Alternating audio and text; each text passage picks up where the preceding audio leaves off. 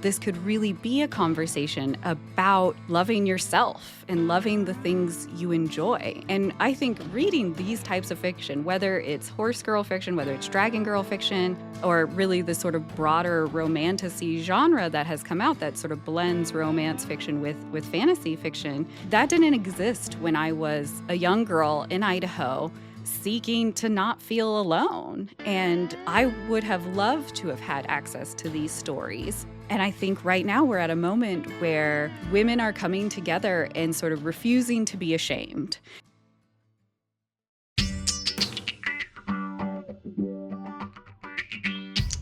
Hello, everyone. Welcome to the Vandal Theory, a podcast about science and research at University of Idaho. My name is Lee Cooper, and I will be your host for the day. I am an editor and science writer here at University of Idaho, and I am joined today by Danae. Hello. Hi, Lee. My name is Danae Lenz. I am the External Communications Coordinator for U of I. Well, welcome. We're back. We are. I'm excited to be here. I know. We got a pretty good lineup this year, so should be very good. Mm-hmm. All right. Well, today we have quite an interesting topic. We're going to talk about the imagery of women riding machines and beasts, both real and fictional. And if that doesn't throw you off, our question to start is, did you ever ride horses growing up? So I did occasionally, but not nearly as much as I wanted to. I was very much the epitome of a horse girl growing up. So I had the horse figurines, and I had the horse calendar, and I read all the horse books, and I begged my parents for a horse so that I could ride it daily, and they would not let me. So, a disappointment that many of us experienced through childhood. Yes, our parents absolutely. not buying us horses. Yes. So to talk to us about riding horses, we're going to speak today with Rebecca Scofield, who is the chair of University of Idaho's Department of History, and she specializes in American history. So between bicycles and horses, mechanical bulls and dragons, she's going to talk about some insights she has on the visual of women riding astride beasts and machines throughout history, and how that informs everything from how we think about women to our current economy. So, ready to do this? Giddy up.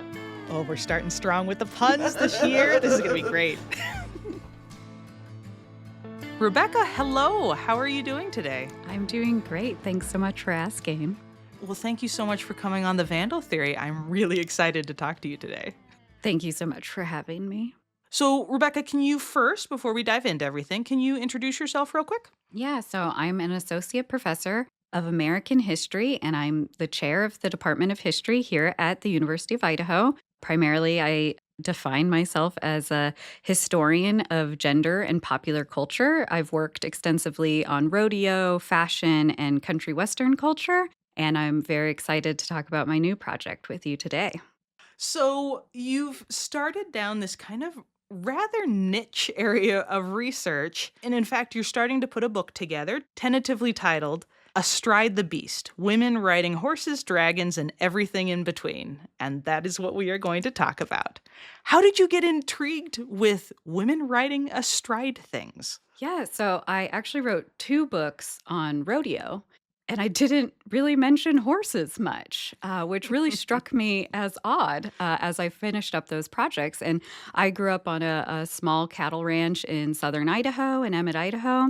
I grew up with a mom who saw riding horses as what, saved her life and gave her purpose and passion when she was young. I was a bit more of an indoor girl, but I still rode a lot. And particularly as I was researching gay rodeo, I had women in the gay rodeo talk about their sort of passionate relationships with their own horses and how important being accepted by another living creature was in their lives. I've also over time been so intrigued by Beauty and the Beast narratives and romance fiction and horse girl fiction.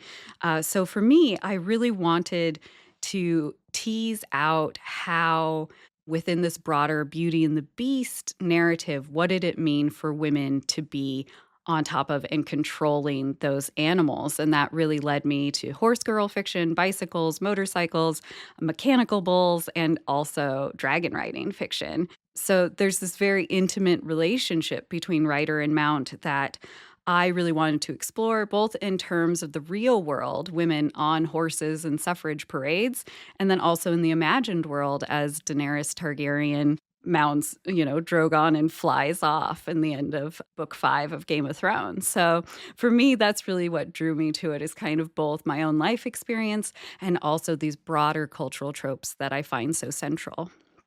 So let's kind of start at the first phase of your research is looking at that suffrage movement. Where does horse riding come into that? How does it play out?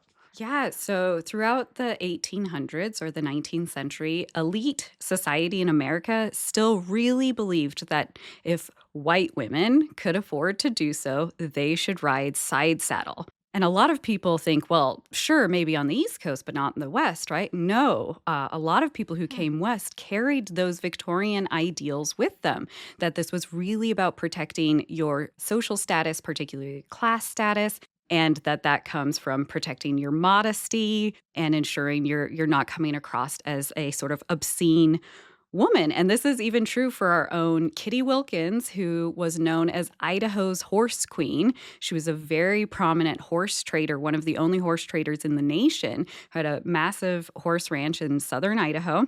And she talked about that she would only ride side saddle. So, this perception that this is how women should be conducting themselves is still really holding true throughout the 1880s and into the 1890s. But at the same time, the bicycle is actually becoming much more prominent in American society, and manufacturers are making them cheaper, lighter, and they're actually taking into account women's dresses and creating sort of quote unquote ladies' models that have like dress cages around the back tire and all of these things. So, first wave feminists like Ida B. Wells really seize on both the bicycle and then riding horses astride as a way to access both physical and social mobility, that you can travel further from your home, that you can get better economic opportunities, that you can literally flee from abusive situations if you have access to mobility. And so within the context of the early suffrage fight, riding astride, which was called riding man fashion often at the time, became an explicit way to push back on patriarchal norms, to enter into new sporting arenas, to get new jobs, and really just travel more independently. And so you see this particularly at the 1913 March on Washington that suffragettes undertake, where you have Inez Milholland, who is a very prominent lawyer and women's rights activist, bestride this, white horse named Grey Dawn in this flowing dress with a star upon her head. And she leads this whole phalanx of mounted white women. The parade descends into chaos because the cops are not really present there to protect the women. So And this is just like other men. yep, other Not men are starting to appalled. harass women along the parade. And there's reports of women using their riding crops to beat these rowdy men back because the cops aren't doing something. So, really, it becomes a way to talk about economic and political power, that women are tired of sacrificing their bodies and the bodies of their mounts, too. Side saddle can be quite hard on a mount as well because it's really sort of lopsided distribution of weight. The saddles rub more quickly. And it's so fascinating that really women in the horse arena, as it were, are gaining the ability to say, no, we should be able to ride astride because of the bicycle. And even a woman is arrested in Central Park for riding astride in the 1890s. And Theodore Roosevelt, who was the police chief sort of president at the time, said, no, there's no law that says women can't ride astride. It's simply how we've done it before. But seeing as we allow them to ride bicycles astride, we have to allow them to ride horses astride as well. Stop arresting women for disturbing the peace while they're riding astride. And so really it's this way that everyone gets to comment on women's bodies, on their reproductive systems, what's healthy for women. And women can really push back on that, though in ways that also really speak mostly to white women. Native women, particularly, are used, but not incorporated into the movement. White women gesture towards them as, well, Native women ride all the time and they're perfectly healthy, but they're not invited to the table. So after the suffrage movement, moving into the next phase of your research, you really go from, I mean, obviously this was a big political movement and everything, to really that one-on-one relationship with the horse, and the horse girl arises, which I don't know about any of the people listening, but I definitely read my fair share of horse fiction growing up. What's that morph like? How did that happen, and what does it kind of show? So, as women's suffrage was legalized, at the same time, the combustion engine becomes the driving force of the American economy, and both the bicycle and the horse were sort of displaced within this rhetoric of power. They're no longer a mechanism through which to really gain economic opportunities.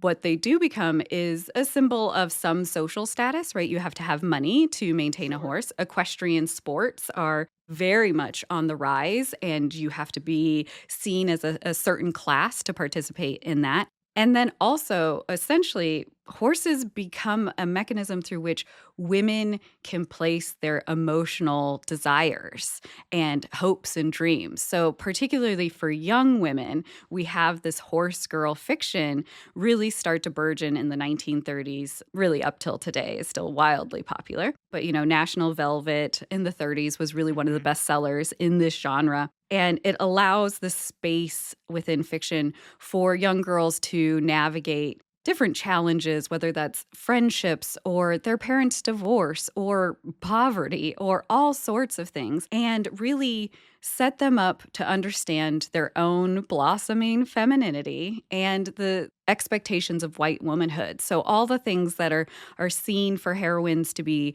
positive in terms of caring for a horse, so self-confidence, discipline, nurturance, all of these are also really great tools for young women to learn to sort of carry into domestic spaces. I'm seeing there's always the classic scenes of you get thrown the first time and you have to get back up and you have to befriend the horse, and the first time it nuzzles your hand sort of thing. Like there's all the classic scenes that they put in those Absolutely. books. Absolutely. And it really overlaps well with the sort of rise of romance fiction, and that like men are also beasts to be gentled and tamed. And once you have achieved this level of sort of pairing, then you can wield that creature to your own benefit. But what's really interesting is that horse girl fiction, as it's teaching young women to invest in sort of middle-class femininity, it's also allowing them a space to imagine relationships that transcend stereotypical heteronormative relationships. It's something that they can love beyond marriage. And that's really powerful to women readers. It's why it maintains this popularity, because people want that. They don't want only one sort of defining relationship in their lives. And so often women are told that. This is the pinnacle. This is the pinnacle. And I think that knowing that you can also have cross-species relationships with another creature beyond that marriage is actually very compelling to women. Continuing to move forward, I feel like we're just rolling through these. As we get into the 1970s, 1980s, there's another kind of switch, a little bit grittier, and we're getting into some of your motorcycles and bull riding. What's that switch? So I think we all know in American culture that riding a mechanical bull has become shorthand for women's sexual liberation, right? Like Sex and the City has an episode. It's a very kind of classic image. So I'm really interested in sort of stepping back and looking at this moment as the sexual revolution is happening, as second wave feminism is happening, and looking at activities like mechanical bull riding or motorcycle riding that women use to both assert their own sexual agency, but also in spaces that can be quite violent and dangerous at times. So I think this is very perfectly summed up with John Travolta's Urban Cowboy, which was a huge hit in late 70s, early 80s. It's based on a real bar in Texas called Gilley's, which was the first bar to install a mechanical bull for entertainment purposes. Obviously, mechanical bulls had been used by bull riders to train, but this was really the first time that a bar was like, hey, you know what people would like? Drunk people falling off a bull. And so And they did. and they did. And it was wildly popular. And Esquire wrote an article on it, which then eventually became the John Travolta movie. And in the film, Sissy, the main female protagonist, very famously sort of has this beautiful, sensual ride on the bull and sort of executes it beautifully, but ultimately remains trapped between two men who don't think twice about smacking her, right? And so even we see the ways in which this broader kind of honky-tonk culture that says we want our women to be fierce and to own their own sexuality also is very much willing to knock them back as soon as that sexuality crosses any lines. And so it's really this story of spaces that both invite some version of agency while also being willing to commit violence to ensure that women don't go too far. And so I'm very interested in how women navigated that space and really embraced the kind of implicit sexuality that has always been assumed about horseback riding and making it very explicit, both in positive ways that then also come with some really serious consequences. All right, so now we're getting into the most recent fiction and into our dragon riding era. What's the leap for that? Because, I mean, dragons have obviously been in fiction for a very, very long time, but were women ever part of that space?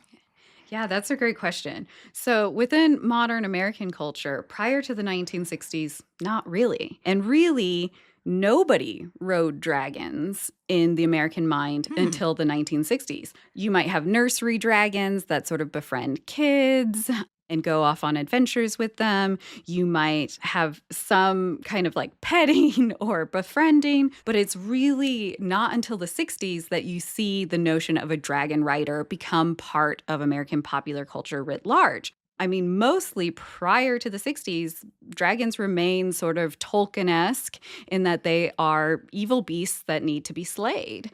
There's a sort of convergence of factors, including sort of the rising popularity of East Asian understandings of dragons, as well as just a sort of reevaluation of good and evil writ large. And sort of into this stage, as part of second wave feminism, Anne McCaffrey writes Where Search in 1967, which will launch the Dragon Riders of Pern series. Okay.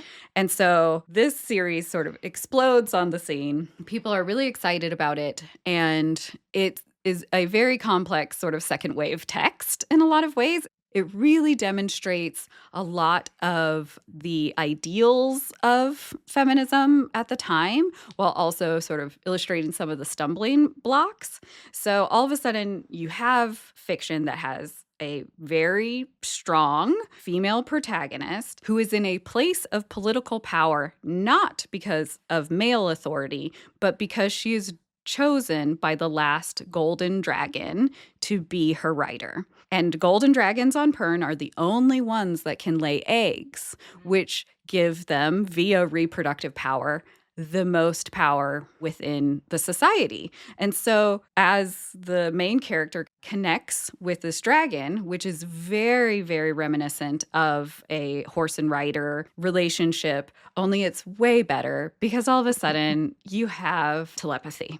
So not only do you get to ride on a dragon, but your dragon talks to you and they think you are wonderful. They think you are the best person who's ever lived. And they bond sort of very, very deeply in a way that, again, is just that sort of leveling up of the horse-girl relationship. And specifically within Pern, you have an entire social structure that's really about balance, that where women who ride the Golden Queen rule alongside where leaders who are male. However, it's the Golden Queen who chooses her male partner through mating flights. So there is a lot of very, at this moment in time, dubious sexual relationships, which come out of being connected in your mind with your dragon while they're mating and what that means. And there is a lot around things like bodily autonomy and sexual consent and what it means in a sort of equal rights amendment debate moment. What does it mean that golden queens aren't allowed to fight in battles because people are busy protecting her reproductive capacity? So very similar issues are cropping up in Pern as are being discussed in American culture in the 1970s. And a lot of people sort of look to Pern as that moment that shifts dragons in the American mindset. So all of a sudden in the 70s and 80s, you have what I call fantasy babes that just explode everywhere. Yeah, They're all over like every heavy metal band's van. They're riding unicorns and alicorns and, telepathic horses and winged lions and everything you can think of. And they're all really hot. They're major babes. They're super physically fit. We're also in that moment of like hard body culture. This is really the Arnold Schwarzenegger. Sure, Muscle Beach. Exactly. Level. Yeah. Moment of time. And so these sort of fantasy women are both emblematic of this search for both very deep emotional connections while at the same time essentially having access to weapons of mass destruction at your fingertips. Often these occur in society in ways that are heavily sexualized. And this is right amidst the debate in sort of post-feminism as we get into the 90s about, well, we've achieved all of the goals of feminism. Really, we've made it, team. Great job. And that sexuality is a viable path to power. Why are we denying that, right?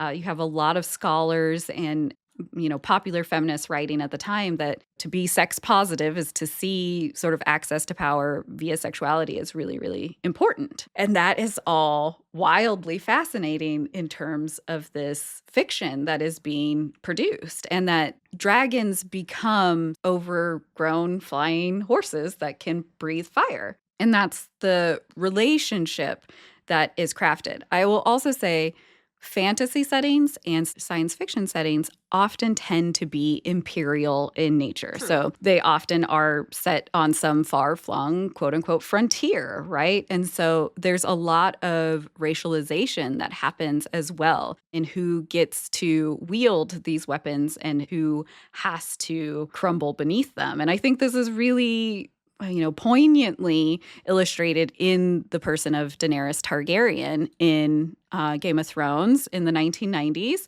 The 1990s is this big shift in world power alignment. We're leaving the Cold War era. We're about to enter the War on Terror. And the way in which Daenerys Targaryen in both the books and the HBO series really operates as a white savior that's going to wield the power of her dragons to build a better world that, of course, she's at the pinnacle of. No one's really voting anyone in or out here, right? Not really. She takes what she wants. She takes what she wants. And I think that when we get to, 2019 or whenever the HBO series ended, the rage people felt over how her character was handled and that she just went hysterical and annihilated an entire seemingly innocent population really gives voice to actually this ongoing feminist frustration. At the end of the day, people writing these stories still don't actually trust women to have the power. I think that it's so fascinating to see this kind of culmination of this really long history of women having deep emotional connections and needing these animals to bolster their own economic or political power and the sort of exponential expectations of these relationships as well. Like you can't just have a nice brush down. You also have to like share your darkest secrets with your dragons as well. So many of my podcasts I do, it's these big scientific topics about, whether it's how we're going to feed the nation or how to make sure our water is clean and how we're going to resourcefully use that in Idaho, things like that. Why is this equally as important to discuss and understand and have conversations about? Yeah, I think as a lot of topics in women's history, women are meant to feel ashamed about the things they enjoy. And this longer evolution is given no time at all, right? Every generation of young women think, oh, we have to start over. We have to start this fight again. We have to come up with new ways of talking about this. Well, really, what you can see is this intergenerational love of these types of relationships, and that this could really be a conversation about loving yourself and loving the things you enjoy. And I think reading these types of fiction, whether it's horse girl fiction, whether it's dragon girl fiction, or really the sort of broader romantasy genre that has come out that sort of blends romance fiction with fantasy fiction, that didn't exist when I was a young girl in Idaho seeking to not feel alone. And I would have loved to have had access to these stories. And I think right now we're at a moment where women are coming together and sort of refusing to be ashamed. It's also a billion-dollar industry. So I think it actually matters to take young women seriously, to take them at their word that these books mean something to them and that they actually wield quite a lot of economic power. And I think that sort of balance between the heart and the pocketbook, that culture is written on our bodies, that we identify not as, what our political system is, what our economic system is, what sort of biosphere we're operating in, but really what we consume, what fandoms we're a part of, what brands we love. That's really important to people's self-identity. And I think that we need to take that seriously, and we need to talk about this history so that young women feel supported and feel excited to take on a future, that these topics have a lot of symbolic power and they need to find paths forward because it's a tough moment right now. Rebecca, it is always a thrill to sit down and talk with you. Any last thoughts you want to leave with our listeners? Yeah, as a cultural historian, obviously I'm obsessed with culture, but I really want all listeners to be ready to be critical of the images that abound in our society. So for me, nothing is more American in a lot of ways than this Beauty and the Beast trope. And I think women writing beasts sort of begs this really deep question about if women can control a dragon or control a horse with the pressure of their thighs, what else can they control? And why does that make American audiences both so deeply afraid, but also fascinated? Also, I hope everyone has time to check out a piece I wrote for Time magazine on this longer feminist history behind romantasy dragon riding fiction and enjoy the sort of deeper connections I try to draw. All right. Rebecca, thank you so much for coming on today. Thank you so much for having me.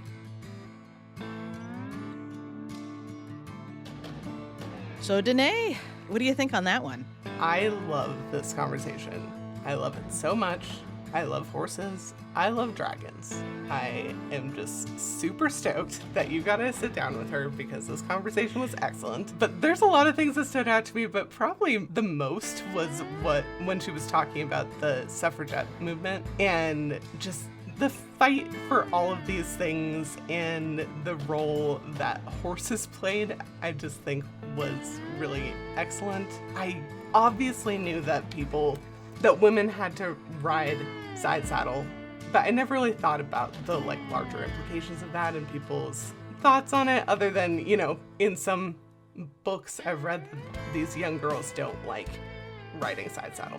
It was just really interesting to get the history on that and learn more about it. Well, and for me, I don't think I made it a secret that I do read a lot of fantasy, but I think the thing for me is that I am just so excited that this fiction exists for women to read. I would have loved growing up with more women writing dragons fiction as a teenager. That would have been so wonderful, and I'm so excited that that's now available. And I'm happy to put my paycheck towards that part of the economy. And I think listening to Rebecca talk, I think that will bring more to the reading that I do. Yeah, I absolutely agree. I read a lot of those kind of books too, and this conversation will be in the back of my mind. All right, everyone. Well, thank you for listening to the Vandal Theory. You can visit us on our website, uidaho.edu/Vandal Theory, to learn more about our research. Email us at vandaltheory@uidaho.edu with questions. And of course, check us out on all your favorite podcasting platforms where you can rate and review us and subscribe. I'm Lee Cooper. And I'm Danae Lenz. Thanks for listening.